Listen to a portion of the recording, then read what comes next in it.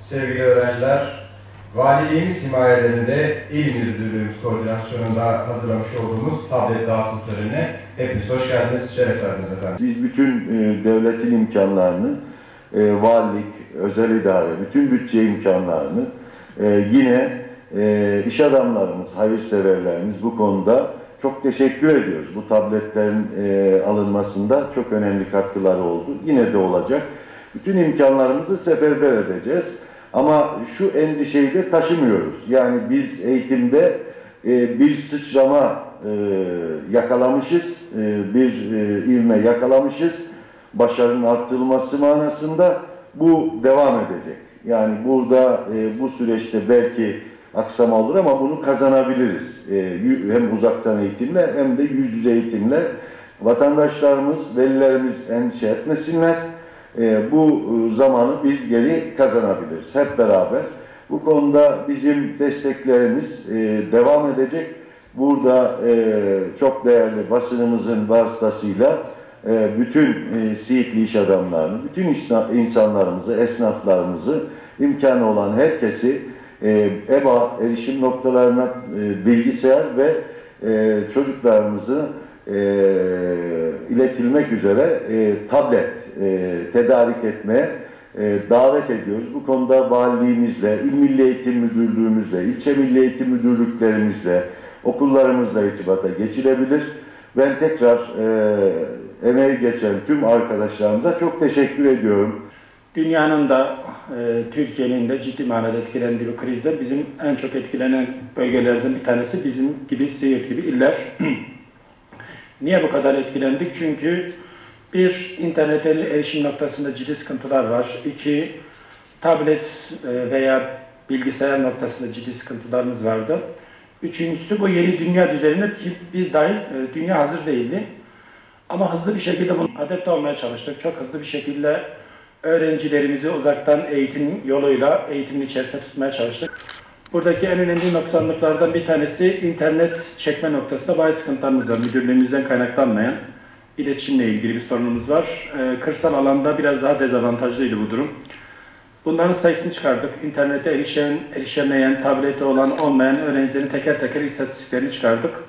Türkiye'nin ortalamasının biraz üzerindeyiz. Bu noktada çok fazla kötü değiliz, çok da iyi de değiliz. Çünkü biraz yaşam kalitesi veya sosyoekonomik ile ilgili bir durum bu. Bakanlığımızın da ciddi manada bir kayda değer bir rakamda bir tablet gönderecek. Tabii bunları nasıl dağıtıyoruz Sayın Valim? Bir, özellikle ŞRT dediğimiz şartlı nakit ile ekonomik durumu kötü olan öğrencilere dağıtıyoruz. İki, kardeş sayısı fazla olan ailelere en azından bir tablet girsin ki kardeşler ortak kullanabilsin. 3, başarılı öğrencilere veriyoruz. 4, interneti çeken yerlere veriyoruz. Çünkü tamamen dağ başına verdiğiniz zaman da tablet internetle çalışıyor. Bir anlam ifade etmiyor. Kısa zaman içerisinde bir kampanyada başlatıyoruz. İnşallah iş adamlarımızla birlikte, esnaflarımızla birlikte. Zaten bakanlığımızın KDV muafiyeti var. Her alınan tablet, bilgisayar KDV'de muaf sayılacaktır. Bunun bir tanıtımını şu an arkadaşlarımız hazırlıyor. Ar-Ge birimimizde inşallah kısa zamanda böyle bir tanıtım yapacağız. En azından öğrencilerimizin %80'ini 90'ına evine bir internet, bir bilgisayar girme hedefimiz var. İnşallah kısa zamanda bunu gerçekleştiririz. Bugün sizin öncülüğünüzde 100 tane bilgisayar, tablet dağıtıyorsunuz. Ben şahsım ve kurum adına size teşekkürlerimi arz ediyorum. Saygılar sunuyorum efendim. Ay git. Gel biraz gidin. Açın. Siz de hocam böyle ha. Senin ismin ne kızım?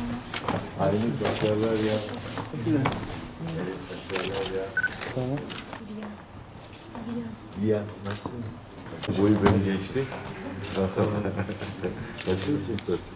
Lise 2 hocam. Lise 2. Tamam.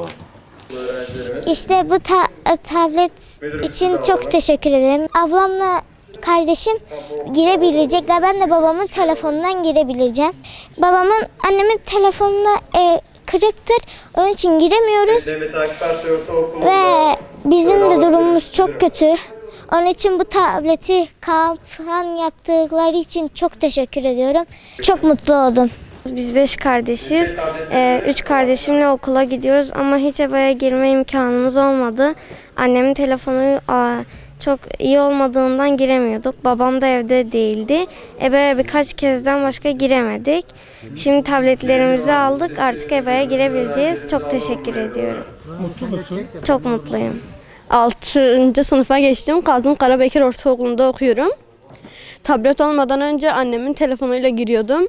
Abim ve kardeşim de okula gittiği için derslerimiz çakışıyordu.